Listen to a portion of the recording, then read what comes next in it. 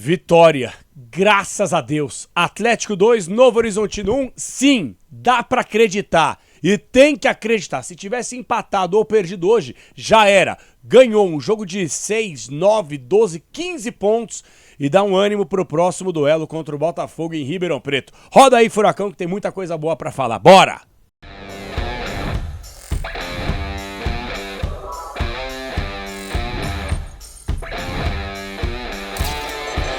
Fala galera, beleza? Fala Cap, estamos chegando para mais uma resenha no canal. Hoje, graças a Deus, o dia começou péssimo pro atleticano com a saída do Cauã Moraes. Eu vou falar sobre isso não aqui nesse vídeo, eu vou fazer um outro conteúdo para falar especialmente sobre isso. Porque eu conversei com gente muito próxima ao jogador e olha gente, eu vou falar uma parada para vocês. Eu vou fazer esse conteúdo ainda no domingo, vocês vão vomitar, vocês vão ter nojo do que eu vou passar para vocês aqui, nojo, tá? Eu conversei com gente próxima ao jogador, vocês vão ficar com nojo de como a diretoria do Atlético é uma piada, é uma vergonha, é um chorume, como eu costumo falar.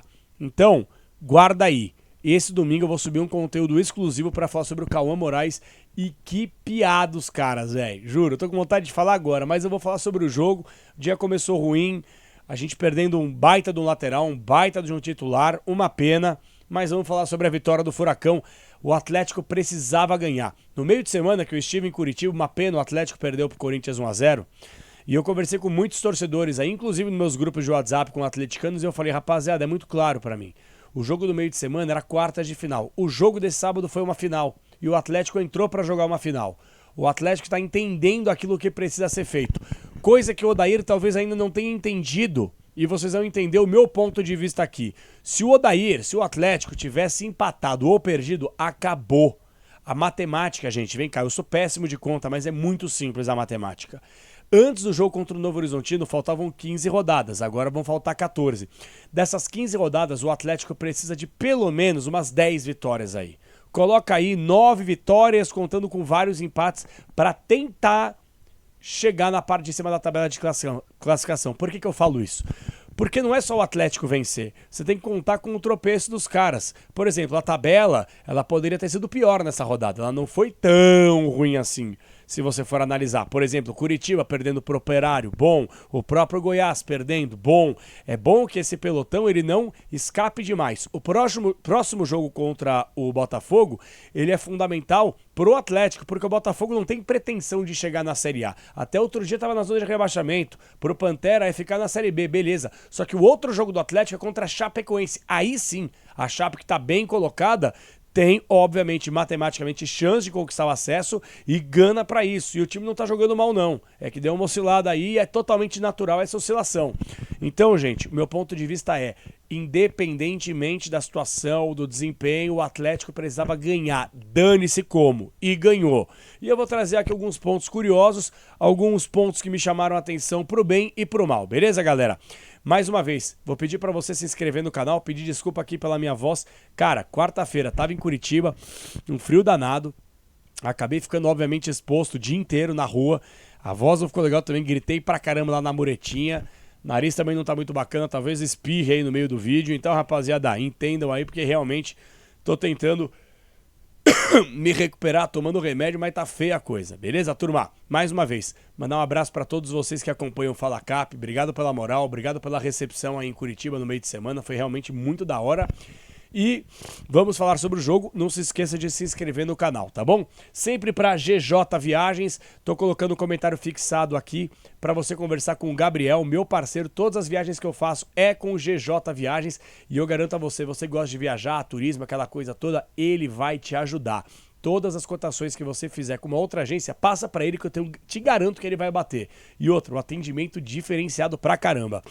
KTO.bet.br, deu bom KTO. Apostei na vitória do Atlético, cravei e coloquei 20 conto para voltar quase 40 conto. Então a cervejinha do fim de semana tá no jeito. Melhor casa de apostas do Brasil, kto.bet.br, regularizada, bonitinha para você ficar aí na manteiga. Beleza, galera? Bom, vamos lá. Sobre o jogo, eu vou começar obviamente falando sobre a escalação do Atlético, tá?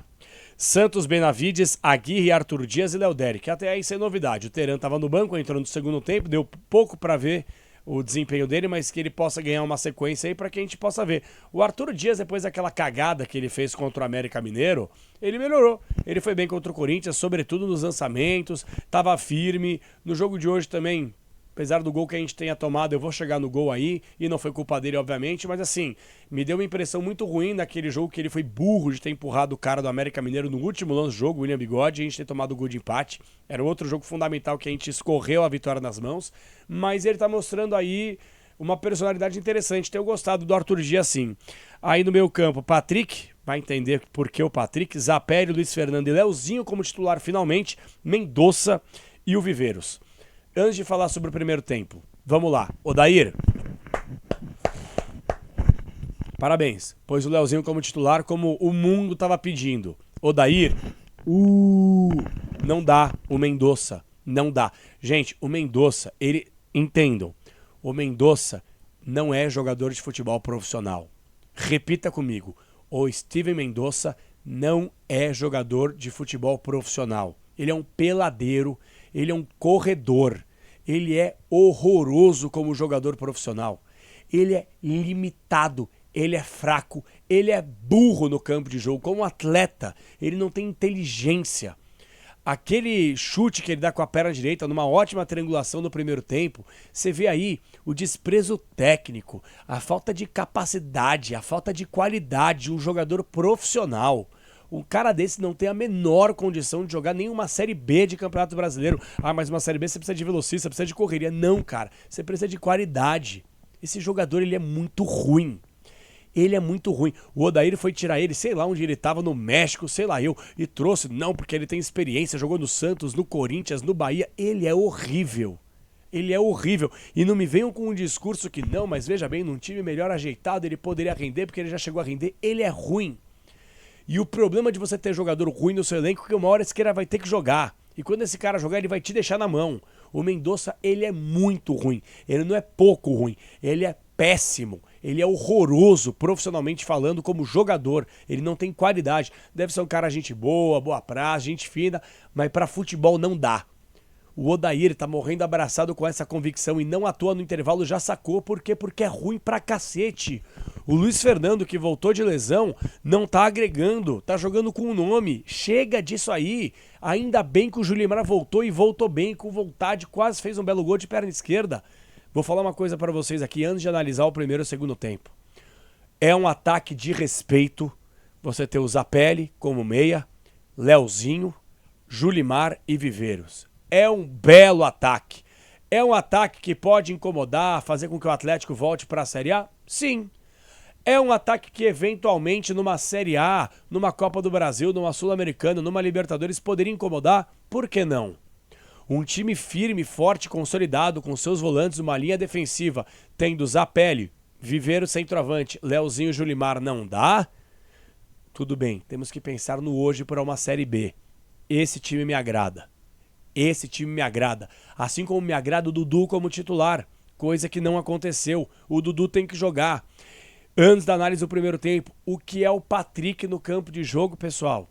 Não é birra. É que o Patrick, ele é um jogador que, assim, pouco agrega no campo de jogo. Não, mas veja bem, taticamente, ele faz uma função, não faz porcaria nenhuma de função diferente de nada. É só você pegar e analisar o jogo, como tem que ser analisado. Não é, não, mas veja bem como ele fecha o espaço. Que tem uns analistas aí também que eles tentam se apegar em alguma coisa ou outra pra poder ter hype. Desculpa, gente, eu respeito todo tipo de análise. Mas é só você ser transparente com o que o cara entrega no campo de jogo. O Patrick, inclusive, quase afundou a gente no último lance da partida. Certo? Foi abaixar pra cabecear. Limitado tecnicamente também, né? A bola no pé dele, o que o cara tem que abaixar? Deu uma narigada na bola e o Luca quase fez o gol do empate no último lance do jogo. E o Atlético já tá acostumado nos últimos 5 minutos a tomar pressão como tomou e a tomar gol como quase tomou também, por uma incompetência desse jogador limitado, pesado, gordo, parece um boi no campo chamado Patrick, que é mais uma convicção burra do Odair Hellmann, mais uma convicção equivocada do Odair Hellmann. Olha, começa a falar do Patrick, começa a me dar um negócio aqui, ó.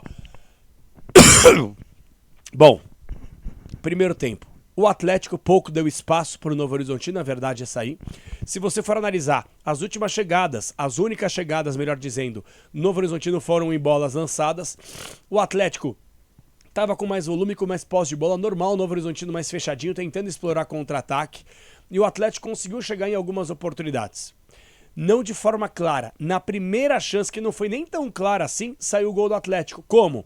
Leozinho pegando a bola na direita, comendo por dentro, achando o pivô do Viveiros e o Viveiros rolando pro Zapelli. Zapelli finaliza, é bem verdade, conta com a sorte, bate na trave, nas costas do goleiro, talvez o gol seja até contra, mas gol do Zapelli, dane-se. Pessoal, deixa eu falar uma coisa pra vocês aqui. O Viveiros, ele não é um suprassumo da bola. Não é. Mas o Viveiros é o típico centroavante que incomoda a defesa. E isso me serve. Isso me serve. Por quê? Porque o Viveiros, ele é forte, tem explosão, ele é rápido e ele é brigador.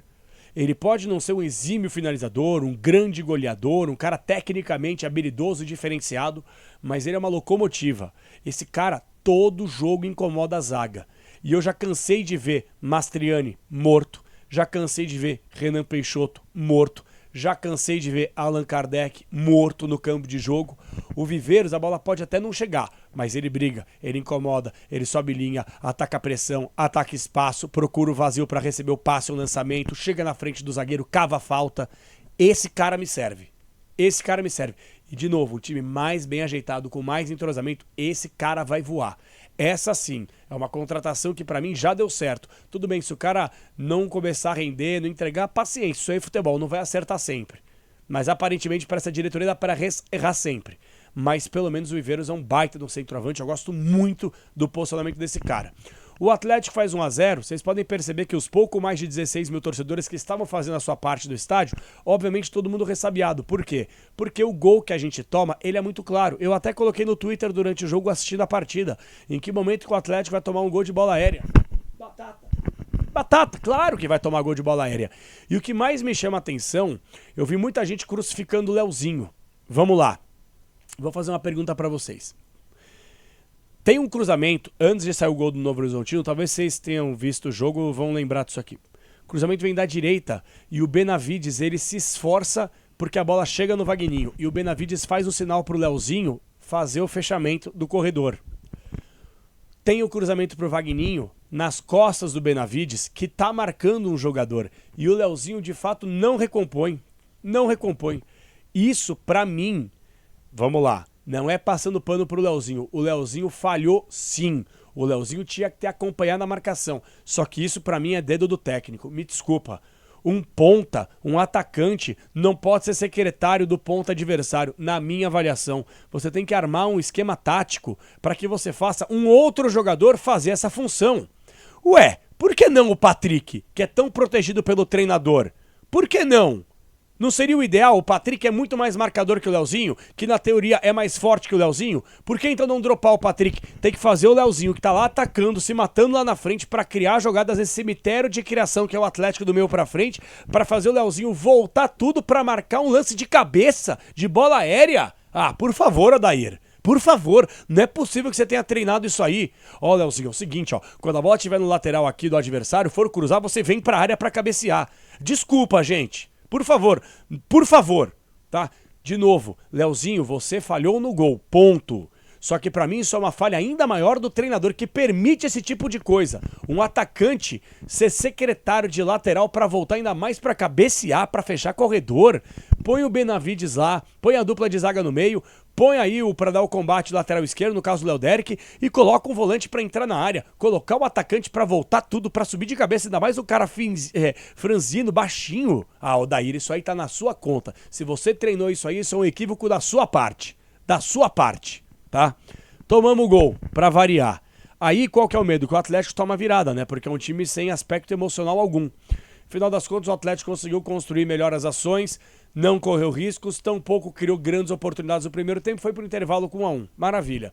Graças a Deus, alguém tocou na mente do Odair e falou: Odair, não tem como você continuar com o Luiz Fernando e Mendonça. E ele começa a mexer no time, ainda bem. Por quê? Porque o Mendonça é um cemitério de jogada, como eu falei. E o Luiz Fernando não tá agregando em absolutamente nada. Então começa a mexer no time. Eu adorei quando ele colocou o Julimar, por exemplo, que tá precisando de uma sequência, é um jogador, como eu já falei aqui, que tem tudo para ser titular, muito bom jogador, gosto muito do Julimar, ele melhorou demais desde a temporada passada, foi um dos poucos que se salvaram com o péssimo rebaixamento do ano passado, até obviamente a lesão, então assim, o Julimar realmente, ele tem tudo para ser um titular incontestável do lado esquerdo do campo, com o Leozinho pela direita, o Zapelli no meio e o Allan Kardec. O gol começa numa jogada até lugar certo, momento certo, o Zapelli, pisando mais na área, que é o que todo torcedor cobra do Zapelli, que tem qualidade técnica, a gente faz o gol. O que me chamou a atenção é que, diferentemente dos outros jogos, o Atlético não sofreu contra o Novo Horizontino no segundo tempo. E atenção, o Atlético jogou a sofrer contra times como o Botafogo de Ribeirão Preto, quando estava na zona de rebaixamento, contra a Ferroviária, contra o Paysandu, mas pegou um time que está lá postulando para o G4 e não sofreu. Quais foram as grandes jogadas do Novo Horizontino? Sempre jogada de bola aérea, escanteio, era isso. O Novo Horizontino não teve criação, por quê? Porque o Atlético estava bem organizado em campo. O torcedor não pode reclamar de falta de vontade, de entrega. O torcedor estava lá e acompanhou, quem estava em casa também, viu os caras mais organizados, ainda com muito espaço no meio, é bem verdade, mas o Atlético naturalmente não deu espaço para o adversário. E isso me agradou. Qual foi a grande defesa que fez o Santos? Qual foi o chute que o Novo Horizontino deu que você fala, caramba, essa bola não entrou? O único lance que o Novo Horizontino assustou de fato mesmo foi o último lance do jogo. Tem um cruzamento para a área, porque o Novo Horizontino não conseguia entrar com bola rolando por baixo. Jogou a bola na área, o Patrick, de novo, ridículo. Ao invés de tirar a bola com o pé, tentou tirar de cabeça, abaixou, deu uma narigada na bola que sobra pro Luca. E o Luca, por isso, aqui não faz o gol do empate. Eu ia quebrar metade do estúdio aqui. Me desculpa, se a gente toma aquele gol de empate por culpa do Patrick, eu ia quebrar metade disso aqui. Porque não dava. Porque aí era decretar a falência do Atlético. É decretar o ponto final e tentar conquistar o acesso para a Série A. Beleza, contamos mais com a sorte do que com o juízo. Vencemos o jogo por causa do último lance que a bola não entrou, graças a Deus. E o Atlético segue vivo na sequência da competição. Agora, pessoal, é o seguinte.